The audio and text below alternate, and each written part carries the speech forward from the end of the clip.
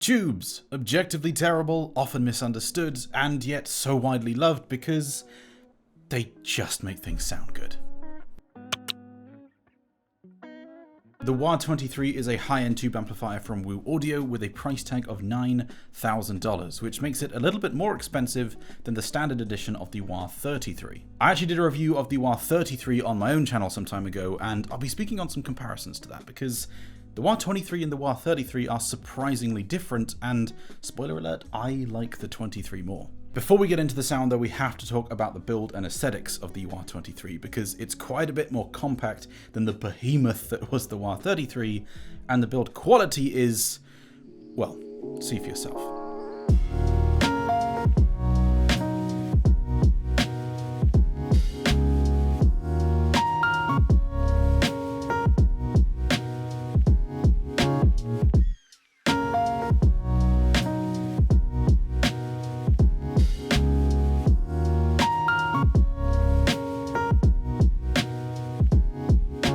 A single-ended design using 6 C45 driver tubes, 2 A3 power tubes, and a 5U4G rectifier slot. The power transformer is separated from the main chassis to reduce interference, and gone is the front plate sheath backplate type design that Woo used on previous models such as the WA33 and the WA22, replaced instead by a gorgeously finished solid matte black and gold construction, in a unique shape that nestles the tubes themselves into the center. Though perhaps the most prominent aspect of the build is the Alps RK50 potentiometer, displayed proudly front and center with a big volume control knob that has quite simply some of the best feel of any volume control that I've tried. The resistance is like a spoon in honey, and there isn't even the slightest bit of wiggle to the knob itself. And there's good reason to show this off. For those that might not know, this single component alone, the RK50 potentiometer, costs about $500, so it's understandable that you'd want it displayed quite prominently. When the amp is turned on, there's a tasteful glowing ring around it as well.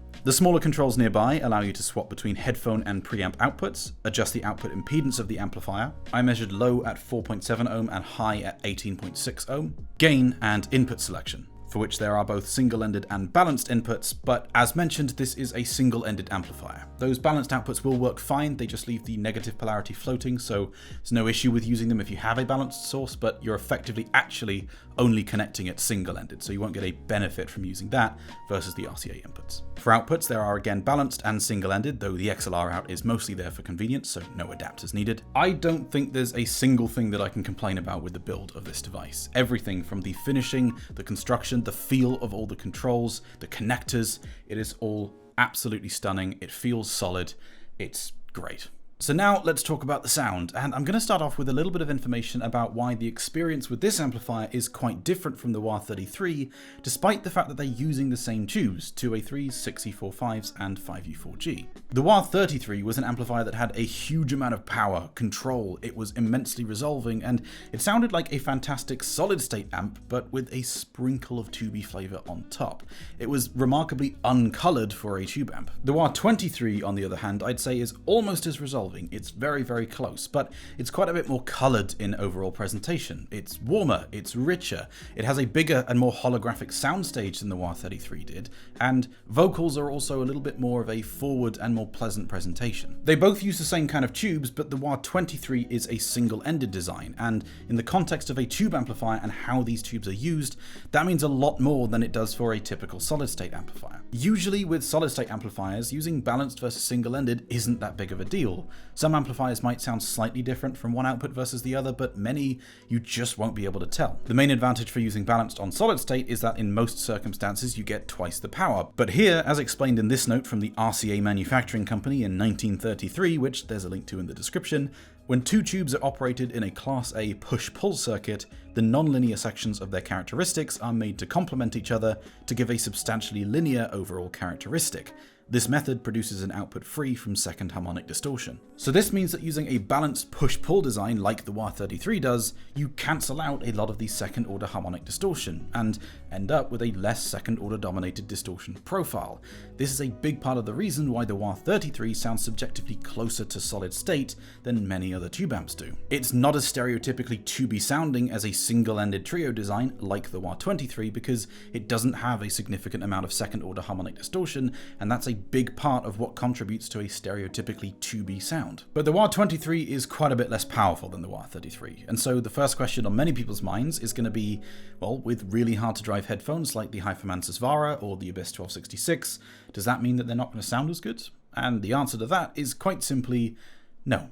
The WA23 is the very best that I have heard the Abyss 1266, period. And the Headphone, whilst I generally prefer those on solid state, listening to them on the WA23 was an essentially perfect complement to my existing solid state setup, and they were driven beautifully. The WA33 did have a more tight and controlled sound to it with both of these headphones, but if absolute grip and incisiveness is what you're looking for, then you can use solid state, or in fact, you can use this as a preamplifier. Using this as a preamplifier into my HM1, I think was better than using the WA33, and so that served as a nice halfway house option between full solid state sound and full tube sound. The presentation is, as mentioned, warm and lush, but without being soft. It's not as skull-crackingly slammy as the WA33 was. It does just take the edge off the sharpest transients, but that's kind of what I'm looking for when I'm going for a tube amp.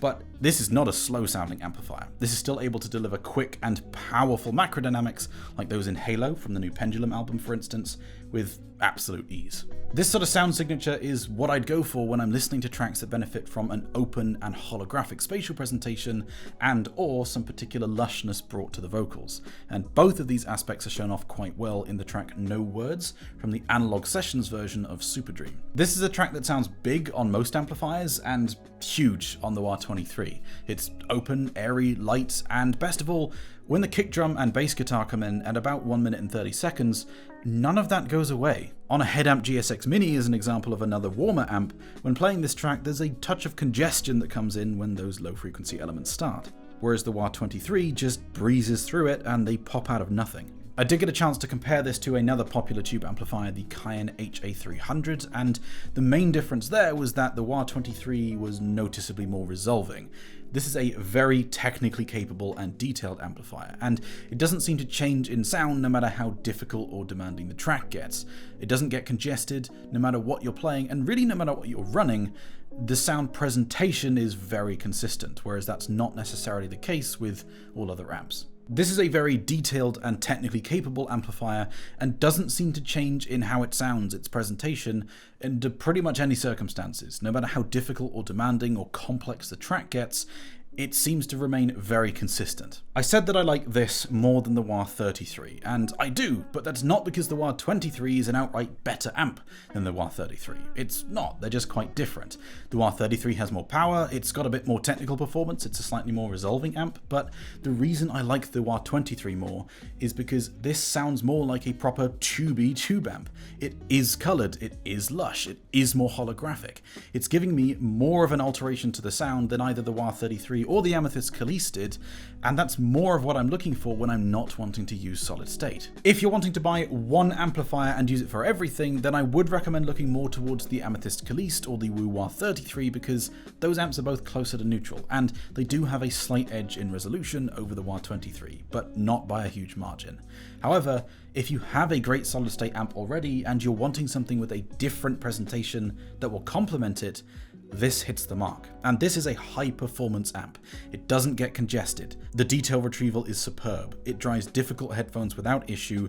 This gives you the tubey presentation that you're looking for without sacrifices or downsides. One other factor that contributes to the coloration you get with tube amps is output impedance. OTL, or output transformerless tube amps, typically have very high output impedances, and this means that with dynamic driver headphones, they will change the frequency response of your headphone. The WA23 is an OTC, or output transformer coupled amp, and this means that actually you can select whether you'd like to use a lower output impedance, which will change the frequency response of your headphones less, or a higher output impedance to get more of that coloration. With headphones like the Sennheiser HD800S, this provided an overall lift in the bass and a noticeable amount more mid-bass punch. With planar headphones, you don't get a change in frequency response because their impedance is flat versus frequency, and I actually preferred leaving the amp in high impedance mode. It just sounded overall a little bit better there, possibly because the signal isn't having to go through as high a transformer ratio, I'm not sure, but you've got the option, so if you're using planars, you can try both and see which you prefer. I'm really going to miss this amplifier when it has to go back. I've tried quite a lot of tube amps at this point, and this so far is the one that's come closest to giving me the exact alterations to the sound that I want when I'm using a tube amp without sacrifices. Bringing vocals forward a bit, making things a bit more warm and lush, whilst being big, airy, detailed, impactful. There's very little I change here about the sound signature. From Woo's own product lineup, the WA23 is a significant step up in basically all areas of technical performance from the WA22. It's just an outright higher tier of amp, and it gets very close to the WA33 in terms of technical performance, but retains much more of a tubey character. So if you're looking for a tube amp that will drive almost anything, looks absolutely stunning, and sounds equally as stunning, the WA23 is one I would highly recommend. I hope you found that video interesting and useful. If you want to come and ask any questions about the WA23 or any other gear or music, then come and say hi in our Discord server or the headphones.com forum. I'm Golden Sound, you're watching The Headphone Show by headphones.com. I'll see you next time.